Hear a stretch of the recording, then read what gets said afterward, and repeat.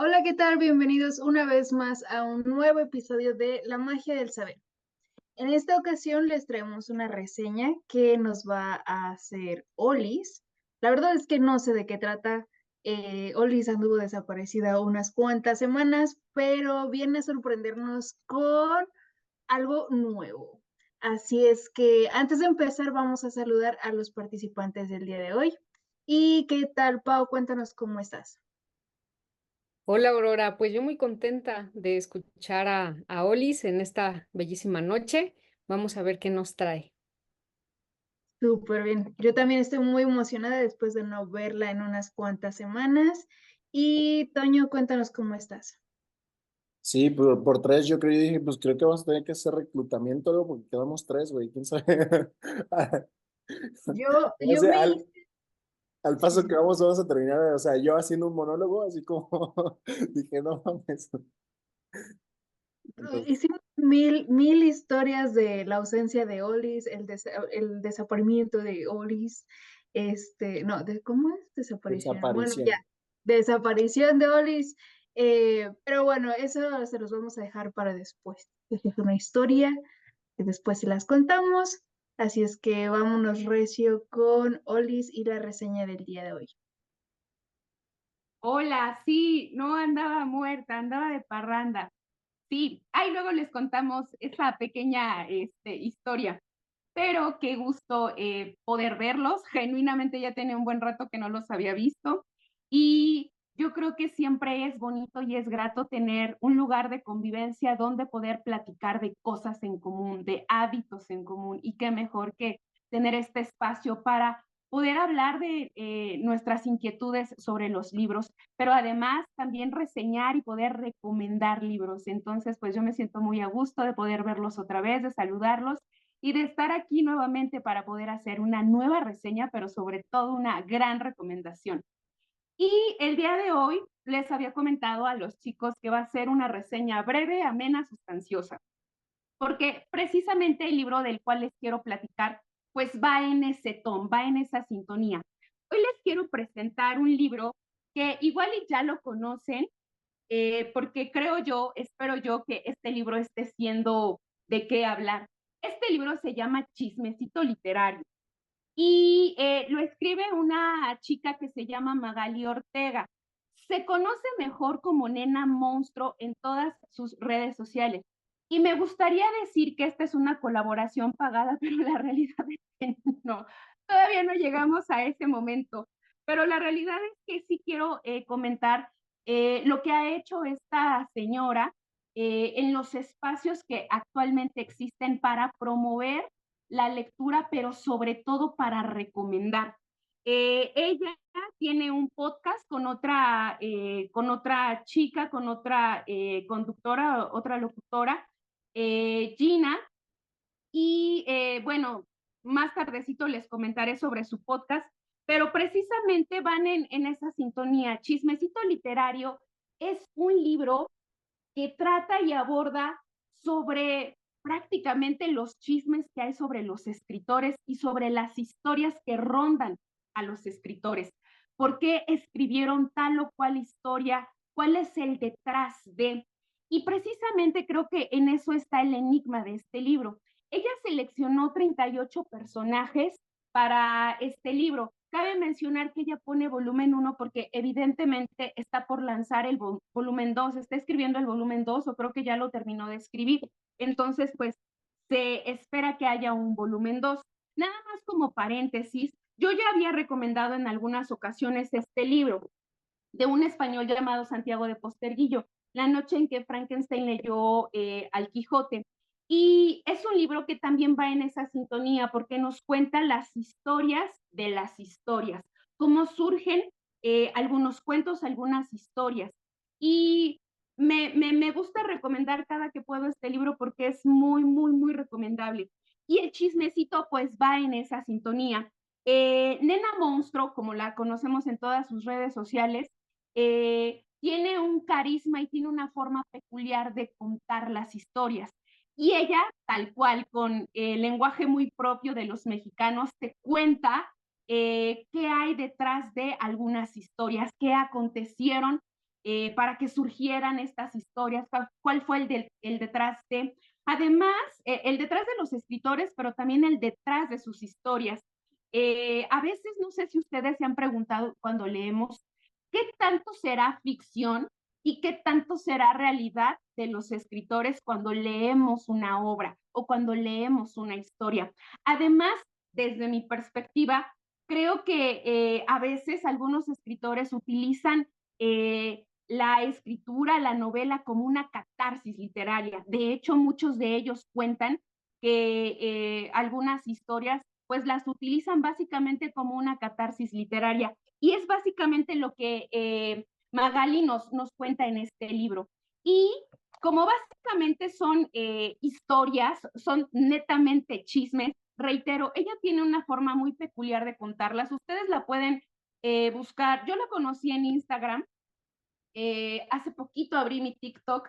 Mentiría si les digo que ya me chuté todos los TikToks, la verdad no, pero tiene una forma muy peculiar de contar algunas historias. Entonces, lo particular es que cuando yo voy leyendo, cuando yo iba leyendo estas historias, a mi mente venía la voz de Nena Monstruo y su forma tan particular de contar estas historias. Entonces, yo seleccioné 3 historias. Ella habla de 38 personajes, pero yo seleccioné 3.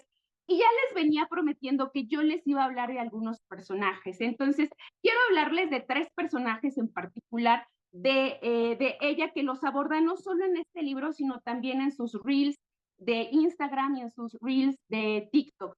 Y quiero empezar por hablar desde el señor Premio Nobel de Literatura de este país. Quiero hablarles de Octavio Paz, de los chismecitos que hay alrededor de Octavio Paz y que a veces no sabemos, no sabíamos, y que cuando nos enteramos es de verdad eso, esa personalidad era, porque podríamos coincidir a lo mejor que una cosa son las personas en su obra de arte, pero otra cosa es ellas como personas. Hay una frase que dice, deberíamos de separar al artista de la obra, y creo que hay personajes así. Hay artistas que son buenísimos, que tienen unas obras excelsas, pero que como personas se duda de su calidad moral o de su calidad humana. Y entonces yo les quiero hablar de Octavio Paz. Este señor figuró mucho, además por ser el Premio Nobel de Literatura, porque también ocupó puestos claves en la política mexicana, promoviendo la cultura. Y eso fue un trampolín importante para que este señor pues pudiera codearse con los meros meros y pudiera hacer también cosas importantes por este país. Pero quiero hablarles de 2 chismecitos de este señor.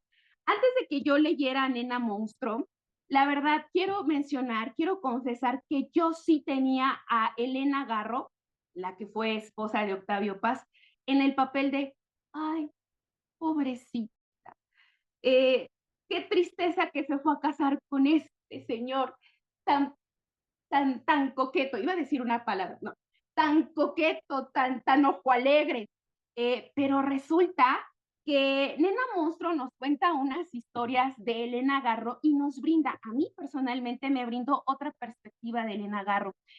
Por ejemplo, nos cuenta que Elena Garro era súper tóxica y que tenía una relación bien tóxica con Octavio Paz, que lo celaba, que hacían unos dramononononones así. De hecho, Elena Garro tuvo problemas pues un tanto mentales, psicológicos, porque intentó suicidarse 2 veces. Intentó desvivirse 2 veces y también intentó desvivir a su hija, la única hija que tuvo con Octavio Paz. Entonces, pues eso nos puede decir de cómo andaba así de cucú Elena Garro, pero además era una muchacha muy temperamental. Hay una anécdota específicamente sobre su libro de los recuerdos del porvenir.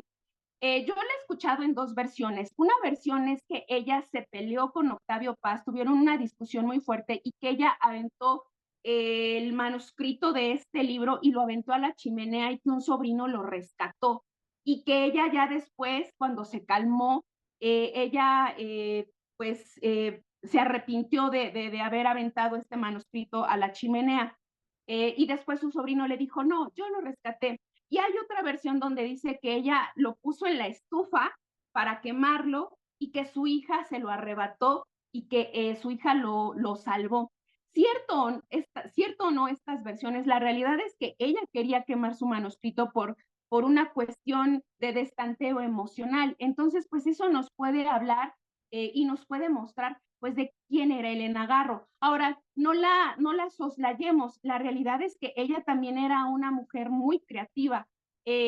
Lamentablemente no vivió en el momento correcto socialmente. ¿Y a qué me refiero? Recordemos que Octavio Paz, junto con otros del boom latinoamericano, pues era básicamente un club de Toby. Y de hecho, Nena Monstruo así lo menciona y se refiere, pues estaba Vargas Llosa, estaba Gabriel García Márquez, o sea, estaban los meros, ¿no? Del boom literario. Y si recordamos lo que yo les mencionaba con los premios Nobel de literatura, pues obviamente entre ellos se nominaban. De hecho, entre ellos, uno era el editor, otro era el corrector. Entonces, pues básicamente fue una etapa muy prolífera de estos escritores, porque pues entre ellos, literal, era un club de Toby y se ayudaban y podían producir y generar las obras que ellos quisieran, a diferencia de las mujeres. Las mujeres, por ejemplo, pues ellas tenían una labor netamente como madres de familia, como esposas, y por otro lado, pues la parte profesional y social, que en esos entonces, pues no era tan importante ni tan destacada. De hecho, por ejemplo, Elena Garro, cuando empieza a tantearse en los círculos de Octavio Paz, la soslayaban, o sea, le decían Elenita, pero Elenita diciéndole pendeja. Entonces, pues ella con el tiempo logró demostrar que era doña Elena Garro y que su trabajo hablaba por sí mismo. Entonces, sí podemos ver estos contrastes de Elena Garro. Esta Elena Garro que era una mujer ambivalente, de un temperamento muy divergente, pero también una mujer que tenía características propias. Y algo muy peculiar de ella es que ella bordaba, ella tejía y era como su terapia para poder escribir. Y ella decía que en cada puntada se imaginaba los personajes, los escenarios, así como en alguna ocasión Agatha Christie llegó a decir que sus mejores historias se le habían ocurrido lavando trastes. Para Elena Garro era básicamente tejiendo o bordando. Entonces, pues eso nos puede hablar de la calidad artística de estas mujeres. Y también, por otro lado, un chismesazo que nos cuentan es sobre el que tuvo Octavio Paz con Carlos Fuentes. Resulta que al principio ellos eran súper buenos amigos, pero así como Gabriel García Márquez y Vargas Llosa, terminaron en malos términos.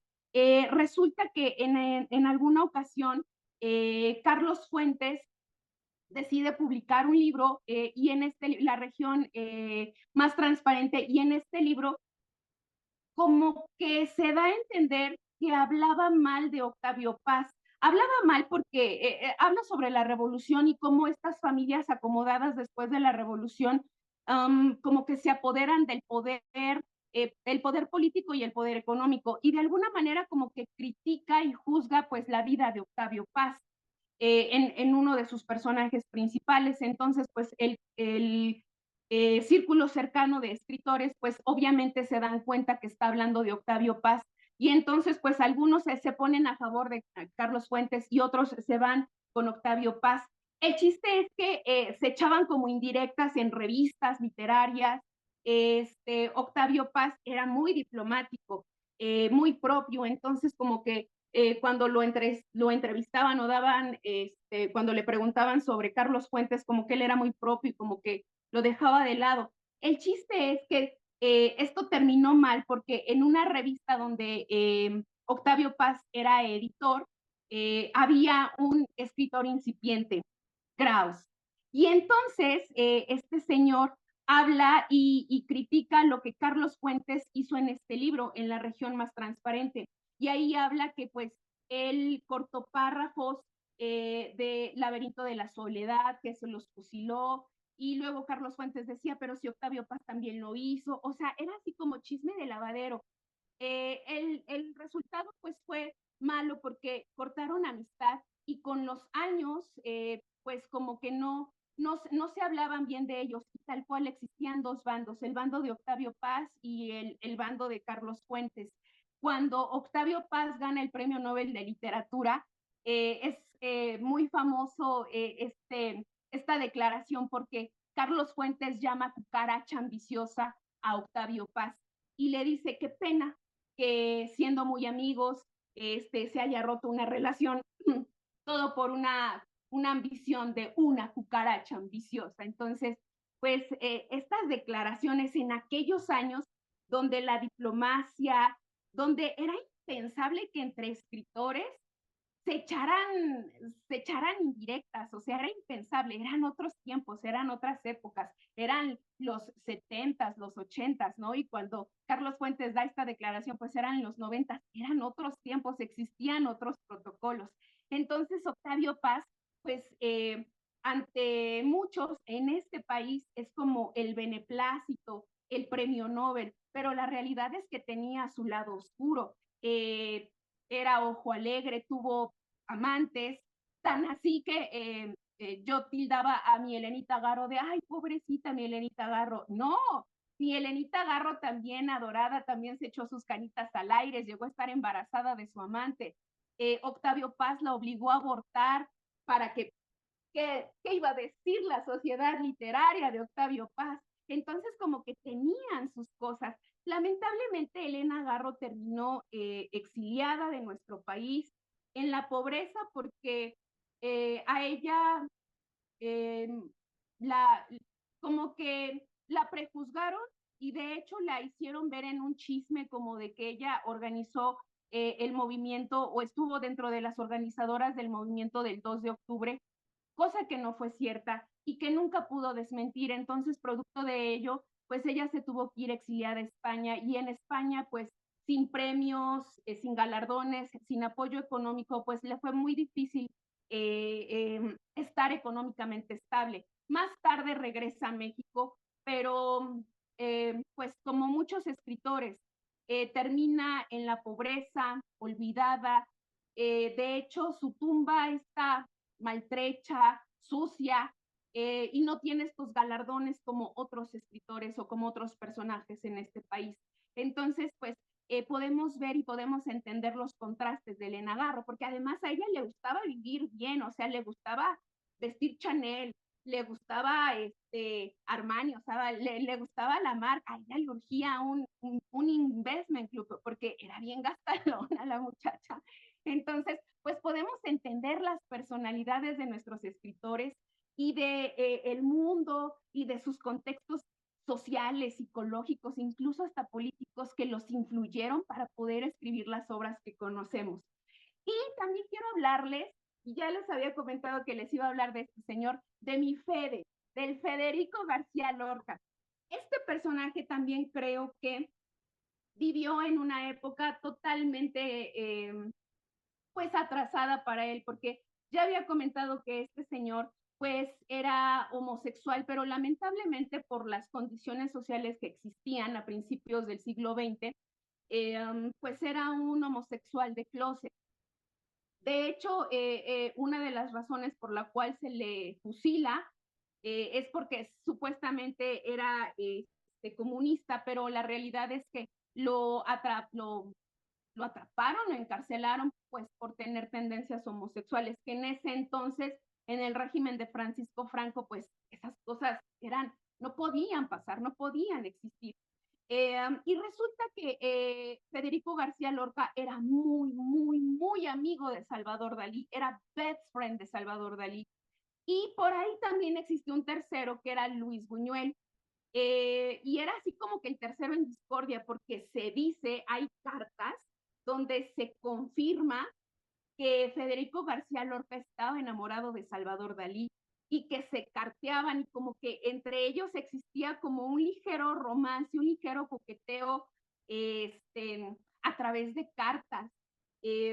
Entonces, lo interesante fue que en algún momento Federico García Lorca le confesó su amor a Salvador Dalí y Salvador Dalí le dijo, no, me caes muy bien, te adoro, te quiero mucho, pero no te puedo corresponder. Pero curiosamente, como que se correspondieron en obras de arte. Se mandaron por ahí unas cartillas, se dedicaron obras. Por ejemplo, Lorca le escribe Oda a Salvador Dalí y le dibuja un beso en este libro. Y Dalí le pinta una obra llamada Los esfuerzos estériles, autorretrato. Y como que se las dedican. Y era así como que era una amistad, era un poquito más allá de amistad, como platónica, y tenían así como que esta relación. Lamentablemente el tercero en discordia fue Luis Buñuel, porque Luis Buñuel pues era homofóbico a más morir, entonces pues de alguna manera empezó a distanciar a Dalí y luego empezó a llegar a la vida de Salvador Dalí, Gala, la famosísima Gala, que Gala era una mujer que estaba casada, que abandonó a su esposo y a su hija por irse a la vida loca con el Salvador Dalí, que además Salvador Dalí, haciendo un paréntesis, sí es uno de estos personajes que deberíamos de separar la obra y el personaje, porque Salvador Dalí tenía unas manías, pero brutas, locas. Pero eso será historia de otro podcast. El punto es que tenía un amor platónico Federico García Lorca con Dalí, y ahí el tercero en discordia fue Luis Buñuel porque lo empezó a alejar, pero luego Luis Buñuel al ver que Dalí tenía una relación extramarital como que también se empezó a alejar. De hecho, Luis Buñuel y Salvador Dalí hicieron una obra que se llamó El perro andaluz y fue una indirecta hacia Federico García Lorca, porque como que lo malmiraban por sus tendencias y sus preferencias sexuales, pero también porque las obras que había estado publicando Federico García Lorca en la crítica no fueron bien recibidas, entonces como que se apoyaron de eso como para menospreciarlo. Después como que Salvador Dalí se acerca a Federico García Lorca y prometen trabajar juntos, pero a los meses después apresan a Federico García Lorca y lo asesinan. Hoy en día no se sabe dónde están los restos de Federico García Lorca. Se cree que terminaron en una fosa común, como muchos de los restos de los muchos españoles que fueron asesinados en la Guerra Civil Española en el régimen de Francisco Franco. Pero estas cartas quedan para la posteridad y para la historia de cómo entre estos dos grandes artistas existió una amistad, pero más allá de la amistad, fue una relación de empatía, de compadrazgo, de compañía mutua, porque en algún momento ellos tres llegaron a vivir juntos como estudiantes escolapios, digo, ellos formaban parte de la generación del 27, entonces pues en algún momento ellos tres vivieron juntos, entonces tuvieron unas buenas y bonitas anécdotas. Y este libro pues nos cuenta básicamente cómo la amistad que ellos tenían empezó como en un amor idílico y luego terminó en un rompimiento muy cruel que lamentablemente Salvador Dalí nunca pudo recuperar. Se dice, se cree, eso yo creo que es como chisme, como para la ficción, que las últimas palabras de Salvador Dalí fueron mi amigo Federico. La verdad yo no lo creo del todo, pero pues bueno, lo dejemos en la especulación. Se dice que de las últimas palabras que pronunció Dalí en su muerte fue mi amigo Federico. Entonces, pues bueno, ese es otro de los chismecitos. Y ya el último que les quiero contar, que este sí no quiero dejar pasar, es sobre Borges. Borges también fue otro premio Nobel de literatura, pero siempre atrás de un gran hombre siempre va a haber una gran mujer. Y atrás de la vida de Borges estuvo su mamá. Creo que todos conocemos a ese personaje que tiene mamitis, conocemos así y se dan en todas las esferas. Borges de alguna manera sí llegó a depender mucho de su mamá, no sé si voluntaria o involuntariamente, porque recordemos que Borges con el tiempo fue perdiendo la vista, entonces pues su mamá de alguna manera se convirtió en su escritora, en su redactora, en su editora, o sea, prácticamente su mamá era su secretaria de tiempo completo, más aparte su mamá. Entonces, ahí sí no sé si Salvador, digo, si Borges tenía mamitis de manera voluntaria o eran por las circunstancias que había detrás de Borges. La realidad es que sorpresivamente quien tradujo los grandes libros que se le adjudican a Borges fue su mamá. Su mamá, una señora llamada Leonora Acevedo, fue instruida al idioma inglés por su esposo, por el papá de Borges. Él le enseñó inglés y cuando muere este señor, pues la señora sí lloraba y todo, pero lo que hizo la señora fue aprender otro idioma en sus ratitos libres como terapia. Entonces, resulta que aprendiendo inglés, ella empezó a traducir libros y esto se le volvió un hobby tal que ella fue la primera mujer latinoamericana, ojo, fue la primera mujer latinoamericana en traducir a Virginia Woolf.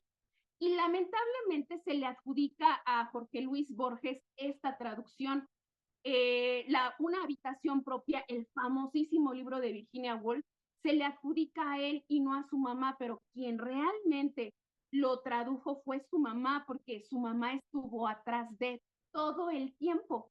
Entonces, de hecho, hay cartas, hay una entrevista que confirma este hecho, donde se le pregunta a Borges sobre sus traducciones y Borges dice, mi mamá lo tradujo, pero como que después Borges reacciona y como que corrige y dice, no, yo traduje Orlando y mi mamá tradujo una habitación propia.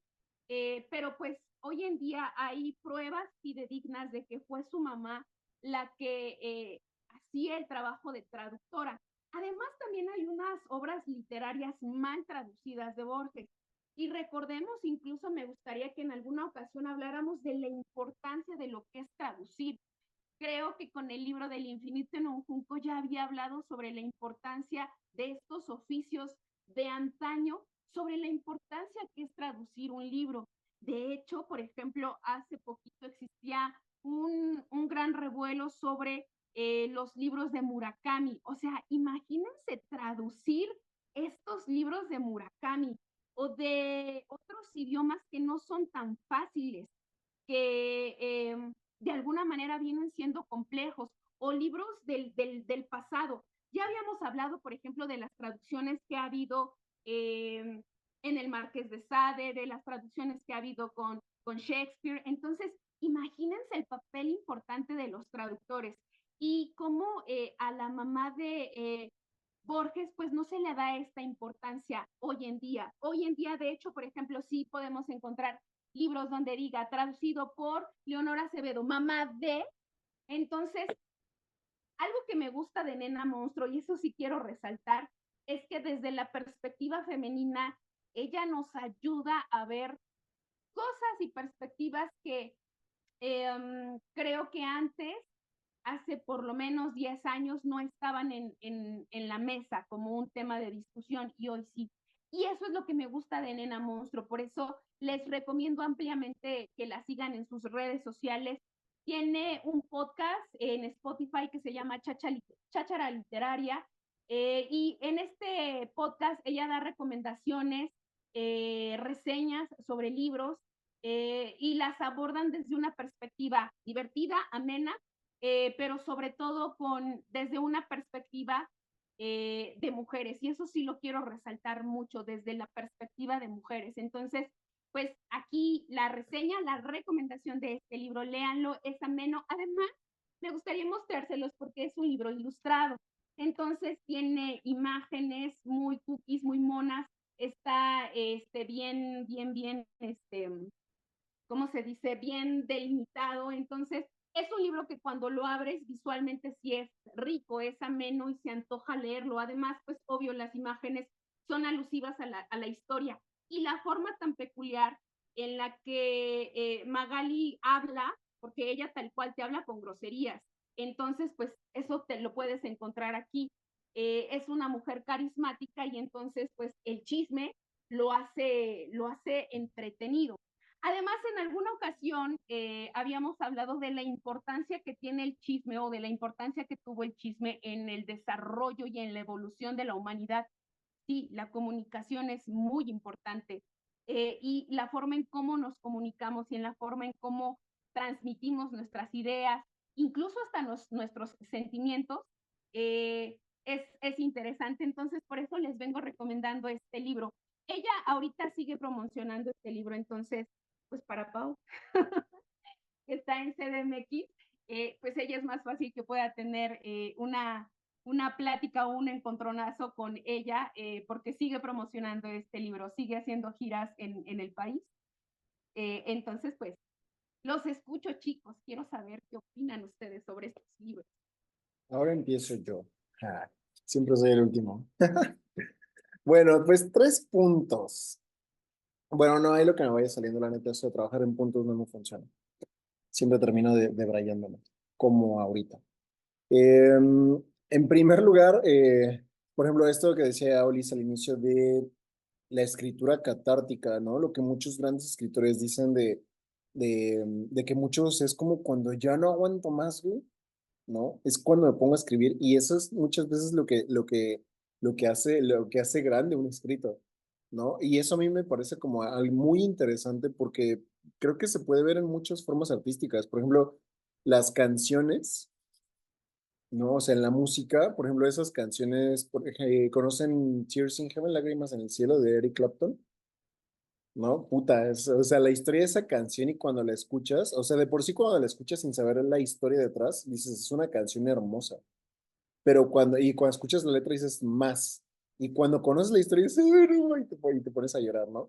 Porque es algo súper triste y es como, él te lo dice, o sea, fue como una forma, o sea, cuando entrevistaron a Clapton, esa canción se la dedicó a su hijo, ¿no? Se la dedicó a su hijo y fue una forma de lidiar con el dolor de haberlo perdido, ¿no? Y así, por ejemplo, con lo mismo con la de Tito Nieves, para aquellos que les gusta la salsa, ¿no? De Fabricando Fantasías, ¿no? Es la misma historia, o sea, cuando tú lo escuchas, dices, es de un güey que anda dolido porque perdió a una pareja, a una chava, ¿no? No, no, o sea, escuchen bien esa canción de salsa de Fabricando Fantasías y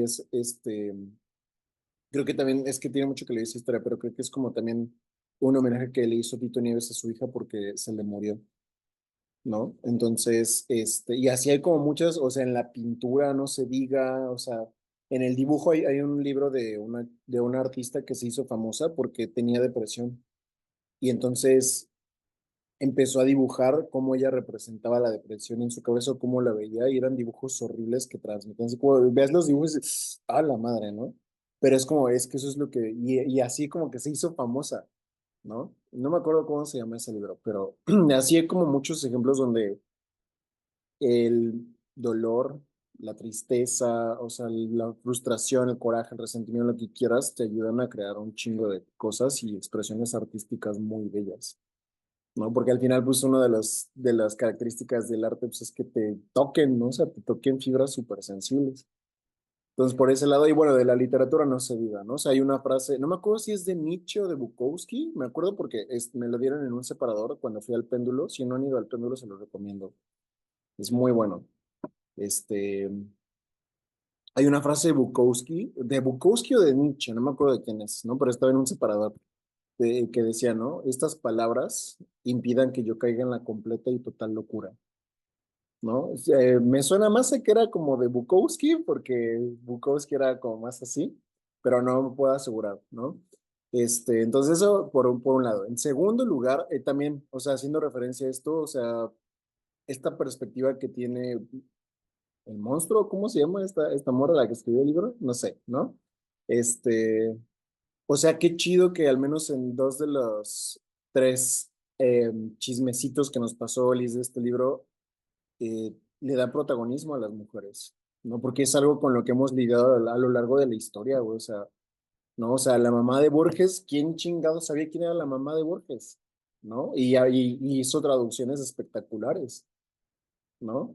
Y también Elena Garro, que no se le dio el reconocimiento, o sea, qué triste la forma en que murió. La verdad, yo no sabía, yo soy mucho de leer las obras, y eso de leer biografías y historias así como que me da un poco de hueva, pero, pues haciendo, ¿cómo se dice? Una poetisa, ¿es poetisa? o una poeta, no sé, poetisa, ¿no? Tan talentosa, también era ensayista, ¿no? No me acuerdo. Es que a veces la confundo, pero sí, creo que sí era ensayista también. O sea, tan increíble que haya, o sea, que haya muerto como en la pobreza, sin reconocimiento, exiliada de su país, es como de no mames, ¿no? O sea, entonces qué chingón que pues se le esté dando esa visibilidad.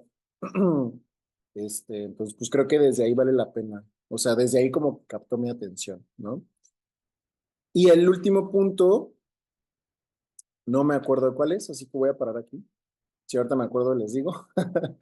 Pero disculpen, es que estoy un poco cansado.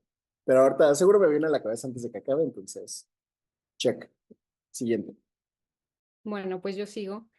Se me hace interesante y voy a empezar por lo que me gusta, que es esta parte de los estereotipos que tenemos sobre cómo debe de ser un artista talentoso.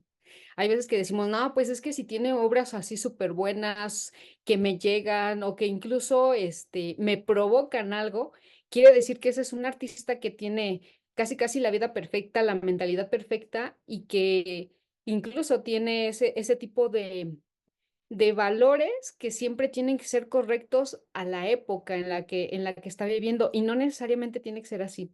Hay muchísimos artistas, ahorita hablamos de literatos, ¿no? Pero también hay muchísimos más artistas que también tienen una vida ahí media diferente, por así decirlo, a la del promedio, ¿no? Entonces, a mí me gusta mucho esto porque hablando de marcas personales, bueno, yo que me especializo en esto, que soy una eterna aprendiz de esto, yo creo que esa es la particularidad que más deberíamos de ver de los artistas, ¿no? A mí me encanta, por ejemplo, esta propuesta que trae Solís de este libro porque en ocasiones la impresión que tienen los demás o cómo nos perciben los demás, y más si somos unas figuras públicas en ese sentido, creo que también va haciendo así como que ciertas personas que tienen también como ese poder de decir, bueno, es que hay que tapar esto de Dalí, ¿no? O de Lorca.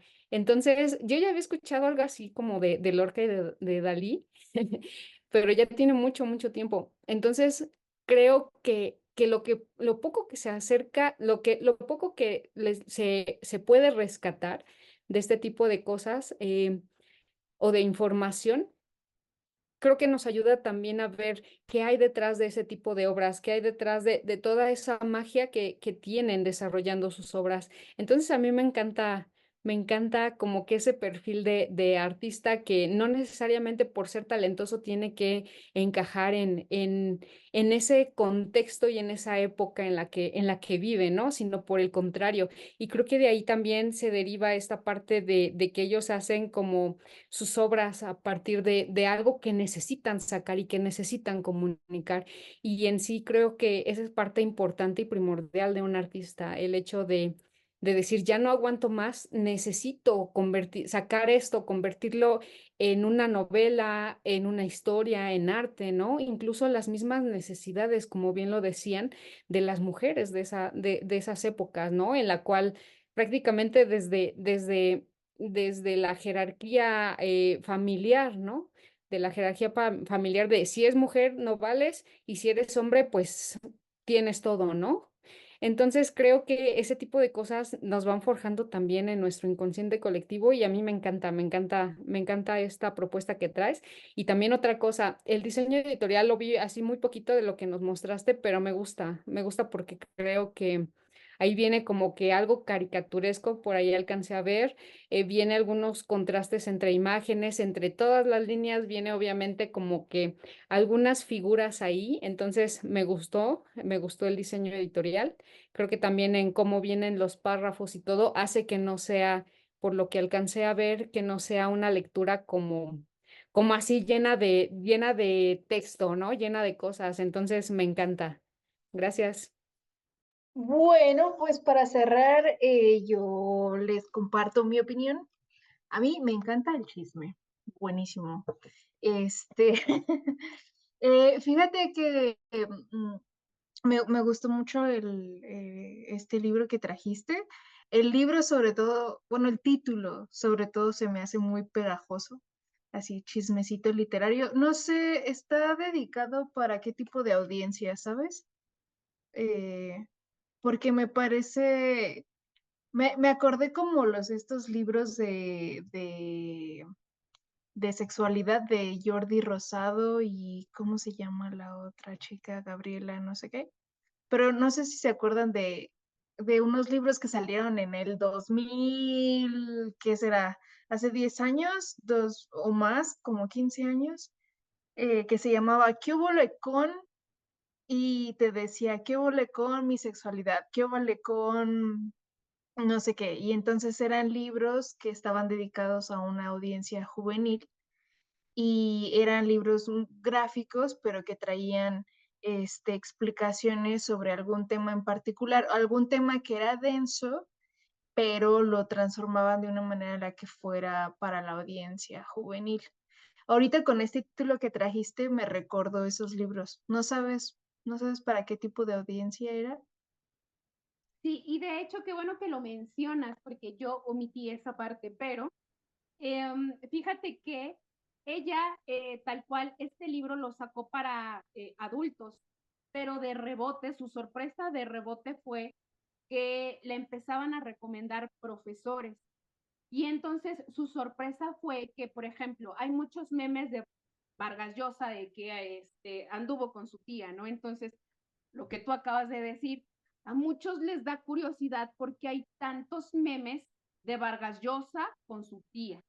Entonces, ella decía, mi sorpresa fue que mi audiencia empezó a ser cada vez más joven porque los profesores me empezaban a recomendar, o sea, recomendaban mis TikToks con sus alumnos. Y entonces a sus alumnos pues les daba curiosidad, ¿no? O sea, este, Vargas Llosa se anduvo con su tía, y entonces ella se empezó a convertir de ser nada más para, para públicos adultos, empezó a tener público adolescente, público joven y adultos. Entonces, sí es para muchas edades esto, porque la forma en cómo lo narra, pues te cae bien, o sea, es ameno. Es chistosa, ¿no? Me imagino, no, yo no he leído el libro, pero me imagino que es chistosa. Pues está súper bien, me gustó mucho, me dieron ganas de leerlo. Yo creo que a veces se nos olvida el lado humano de los escritores y no nada más el lado humano, sino que vivieron con alguien, vienen de una familia, estuvieron rodeados de amigos, seguramente están rodeados de alguna pareja o varias parejas o yo qué sé, ¿no? O sea, aparte de la escritura, hay cosas, además de la escritura, que suceden en su vida y que a veces nosotros no nos enteramos de nada de eso. Como que no sé si los idealizamos, si sería la palabra correcta, o que dices así como de, sí, este autor, y no piensas en que es una persona, es un ser humano con relaciones de todo tipo, que no necesariamente tienen que ser relaciones saludables.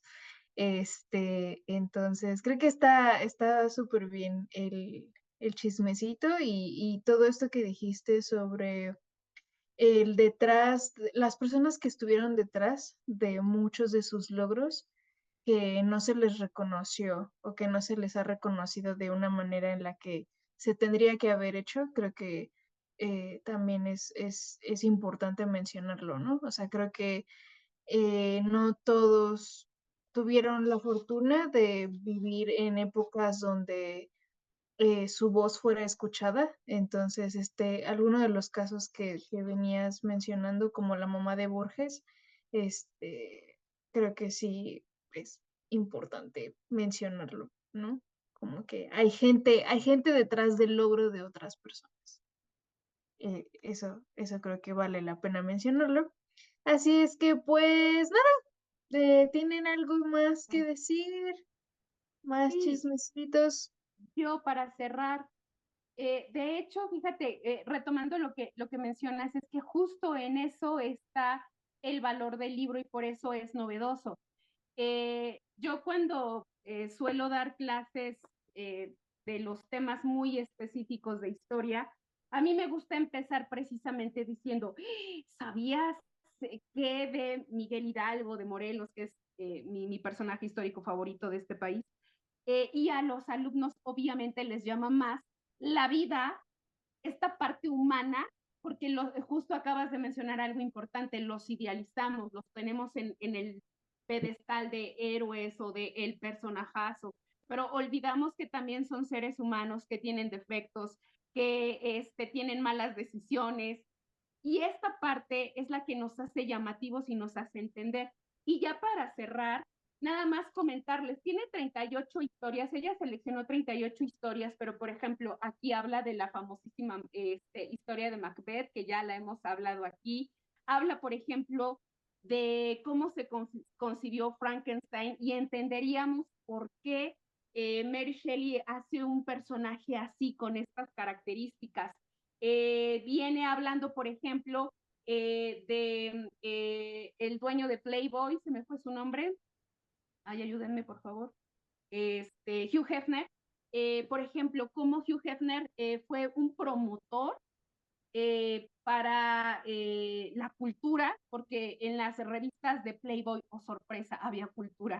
Entonces, de estos tipos de cosas te vienes enterando. Hay muchas historias, o por ejemplo, la vida de Lord Byron, quién fue Lord Byron y la historia de quién inspiró. O sea, hay variado.